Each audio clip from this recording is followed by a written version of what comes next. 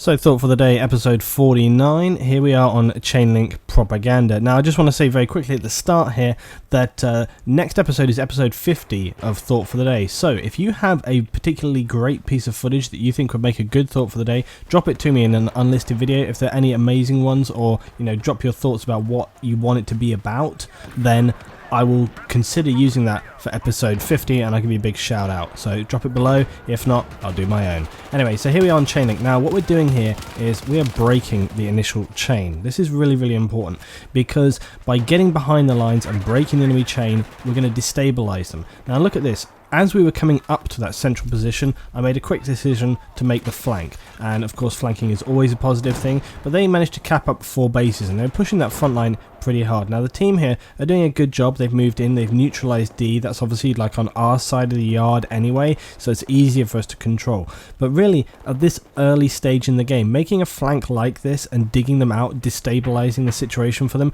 not only is it going to take out 2 links for them, it's also going to mean that they have to seriously consider falling back, which immediately puts them on the back foot. They can't push the front line. They can't think about making their own flanks. They've got to address the situation that we are behind them. And that basically undermines their whole resolve. This team actually pushed really hard to begin with, and by breaking around the back and taking this out, it means that they have to double check on where they want to be, where the enemy are. I mean, if nothing else, it means that they have to think about watching 2 separate directions at the same time. And as you can see right here, as we come up, there's a sniper who's been totally cut off, and he doesn't even anticipate that there's any enemy coming this direction. Well, they probably should, because we've capped their flag now.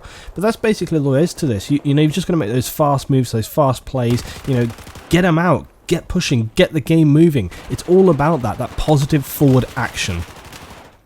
And then coming up here about 200 tickets later, and we're still operating around the same area of F. We're keeping them active, we're keeping them pulled into this area by harassing this base constantly. They've tried to cap it back, we keep defending it, we keep pushing them, we keep pinning them down, and we're not spawn trapping them here. That's really the key, is that we're just keeping them busy in this area, enabling our team to sort of work on other areas. But you can see that C and D are still in contention, but we can't actively involve ourselves in all bases on the map at the same time. So our squad here are just trying to keep control of this, pull them in, and try and keep them from pushing too hard into the other areas of the map. And you will see that the team start to take control, and after a little period of time they actually take full control back, and then we really get into a very, very strong position. We end up winning this whole round by like 350, 400 tickets. So it goes really, really well. But this harassment of bases, this constant pinning down of chain links, it really, really is a positive thing, and it can apply to other modes like Conquest as well. If you get behind the lines and you harass the base and you irritate the enemy, they end up getting distracted. They put their resources into areas which are not necessarily the priority, and it means that the rest of your team can take control of the map, and ultimately you will have an overall stronger win. Now it doesn't look like it right now because I say we're losing these bases because they made a really, really hard push straight through to our side of the base. But as I say, if you were to watch through to the end of this round, we end up with a severe domination by the end of it. I will post just a small clip right here to demonstrate that.